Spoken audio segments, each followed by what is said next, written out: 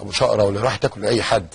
خلاص ما احنا بنعمل زي ما كان زمان بيعمل حسني مبارك برضه، انه لما راح ياكل فول وطعميه، يعني كل الصحفيين والتلفزيونات كانت عارفه ان عصام شرف واولاده رايحين في اليوم ده ياكل فول وطعميه. عايزين نبطل بقى، احنا في نظام جديد. هي صوره هم اتصوروا بيها، والصوره كانت موجوده جوه الجرايد، هي صوره واحده. طب يعني هو الصوره دي يوزعوها ويقولوا انه يعني ايه؟ بيوروا انه رئيس وزراء في مصر اختلف، ما بقاش فيه البتاع. ما هو في اي بدايه، بص يا عمرو، مشكلتك ان اي بدايه رئيس وزراء او رئيس جمهوريه بيبقى كده. خلينا نرجع للدكتور زكريا. قال لك احنا كنا مستنيينك من يوم الاثنين، وايه كمان؟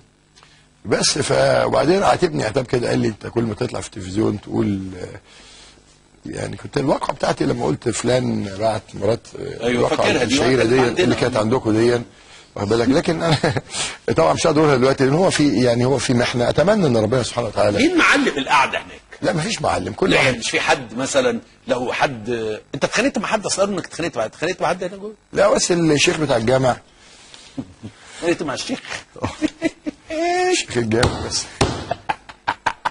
يعني سبت كل الناس اللي هناك ديت. طب شفت احمد نظيف حبيبك ده؟ طبعا شفته طبعا. شفته ايه بقى؟ يبكي. وسام الشيخ حالته النفسيه والمرضيه سيئه جدا. بيقول لك كل جانب انا اشتريت للناس تتفرج على مسلسلات. انا ما عملش حاجه الراجل بيقول يعني. انت اتخانقت مع نظيف؟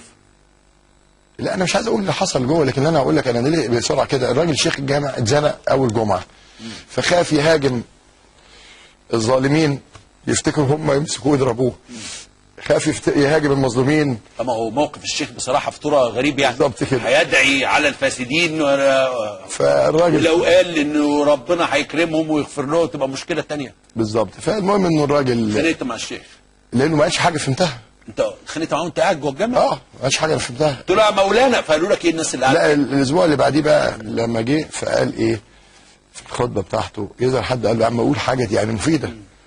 فالراجل ابتدى يقول ان الناس كلها اللي هنا مظلومين، زي سيدنا يوسف وزي سيدنا يونس هشام طلعت مصطفى.